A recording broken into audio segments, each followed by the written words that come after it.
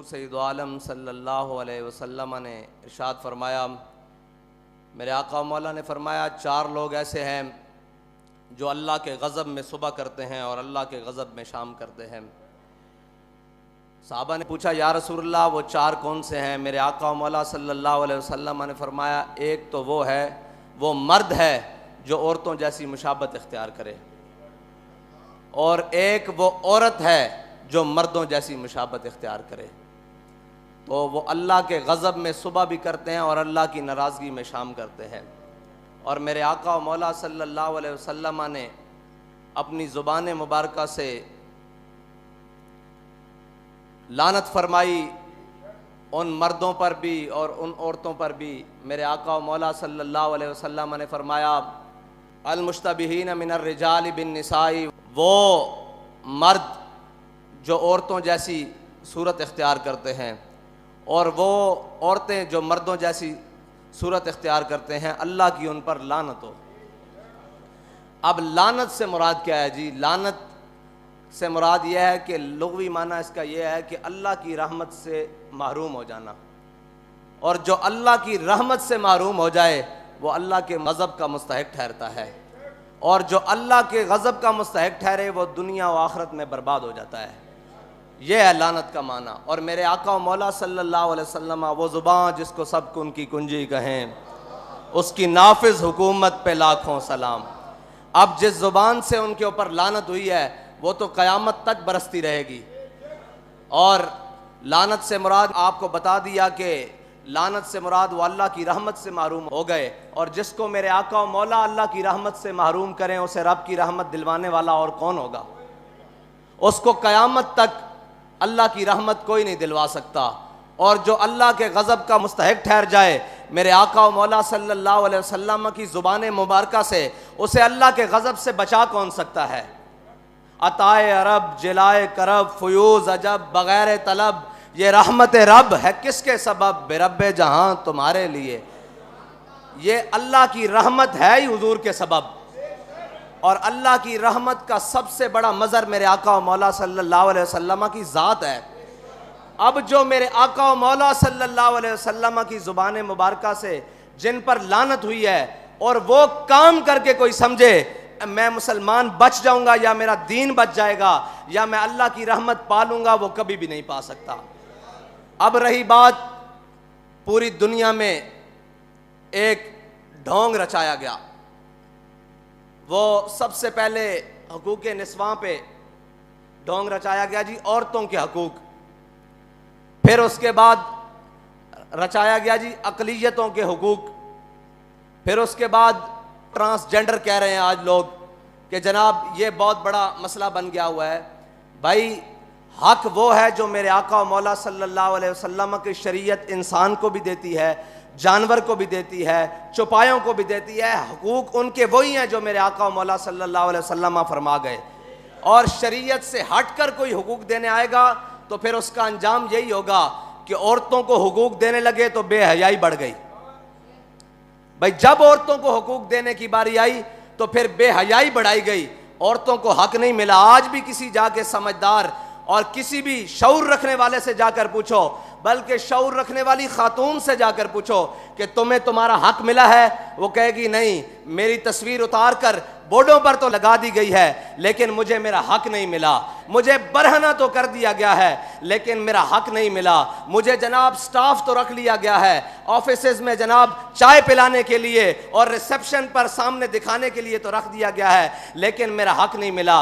याद रखना, क़यामत तक हक उसी को मिलेगा जो मेरे आका का फरमान मानेगा, और जो इससे अलावा हक ढूंढने जाएगा फिर के गली गली तबाह, ठोकरें सबकी खाए क्यों, दिल को जो अकल दे खुदा फिर तेरी गली से जाए क्यों। हक वही है जो मेरे आका मौला सल्लल्लाहु अलैहि वसल्लम के दीन ने दिए, जो मेरे आका मौला सल्लल्लाहु अलैहि वसल्लम की शरीयत ने दी। अब आ जाएं अक़लियतों के हकूक़ पर। जब अक़लियतों के हकूक़ की बारी आई तो सहाबा कराम के क़यादत में एक कला जिसे मेरे आका मौला सल्लल्लाहु अलैहि वसल्लम के ग़ुलामों ने फ़तह किया, और वो कला जब फ़तह हो गया तो थोड़ी देर बाद पीछे से लश्कर का पैगाम आया कि ये हमें कला जो है ना, जैसे हम किला बोलते हैं, ये जो किला है ये इसको दिफाई एतबार से छोड़ना पड़ेगा थोड़ी देर के लिए। हम यहाँ से छोड़कर आगे जाएंगे फौजें लेकर। तो वो जो किला था ना, वो ईसाइयों ने जंग करके नहीं मुसलमानों के हवाले किया था, बल्कि उन्होंने रजाकाराना तौर पर जिजिया कबूल करके और कहा था हम जिजिया देंगे, आप यहाँ आ जाएं, अपना निज़ाम बना लें। तो जब मेरे आका मौला सल्लल्लाहु अलैहि वसल्लम के ग़ुलामों ने वो किला छोड़ने की बात की ना, तो उन्होंने कहा जी ये आपने हमें पैसे दिए थे, ये सोना दिया था, ये चांदी दिए थे, ये माल, ये ज़र, ये घोड़े, ये अस्तबल, ये महल, ये सारा कुछ वापस ले लें, हम आपकी हिफाजत नहीं कर सकते।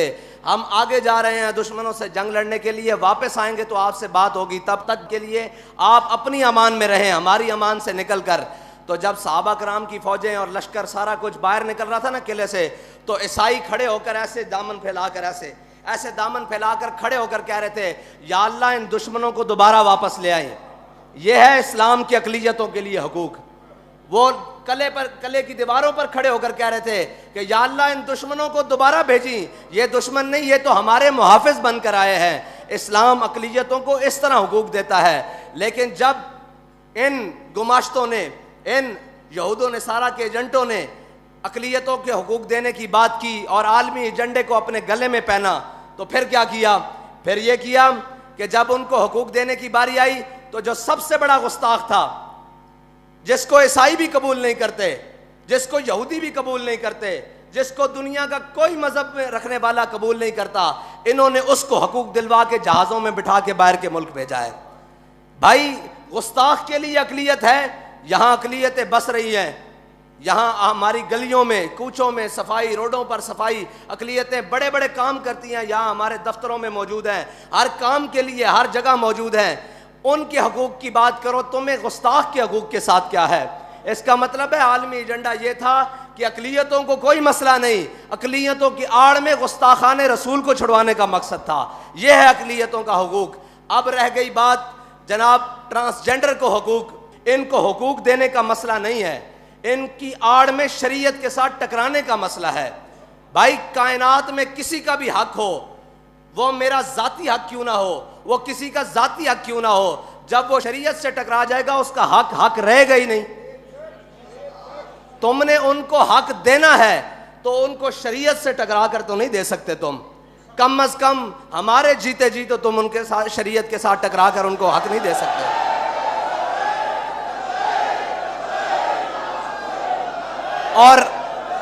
और वो हक रहा ही नहीं जो शरीयत से टकरा जाए। अब तो वो कुफर बन गया है जो शरीयत से टकरा कर उनको हक देने की बात करे। और इस कुफर को जनाब बात करने की या इस कुफर को नाफिज करने की बात करेगा तो फिर इस्लाम के सिपाही उसके सामने खड़े हो जाएंगे इंशाअल्लाह। और इंशाअल्लाह फिर इस तरह खड़े होंगे जिस तरह फैजाबाद में खड़े रहे खत्म नबूवत के लिए, और फिर इस तरह खड़े रहेंगे जिस तरह वजीराबाद में जनाब नामूस रिसालत पर पहरा देने के लिए खड़े रहे। खबरदार जो शरीयत से टकराएगा। हमारे बड़ों ने इस मुल्क में कुर्बानियाँ तुम्हारी अय्याशी के लिए या शरीयत से टकराने के लिए नहीं दी। हमारे बड़ों ने कुर्बानियाँ इस मुल्क में इसलिए दी थी कि इस मुल्क का निज़ाम ला इलाहा इल्लल्लाह मुहम्मद रसूलुल्लाह के मुताबिक चलेगा। इस मुल्क का निज़ाम मेरे आका और मौला सल्लल्लाहु अलैहि वसल्लम के दीन के मुताबिक चलेगा। इस मुल्क का निज़ाम मेरे आका और मौला सल्लल्लाहु अलैहि वसल्लम की शरीयत के मुताबिक चलेगा। अल्लाह ताला तो आनु ते मैनू हुजूर दे दीन नाल वफा नसीब फरमाए। और जनाब हुजूर दे दीन दी सरबुलंदी वास्ते सानू हमेशा मैदान अमल च रहने दी तौफीक अता फरमाए। जे ए बिल वापस ना होया तो इंशाअल्लाह फिर ये तो अजे गल है ना।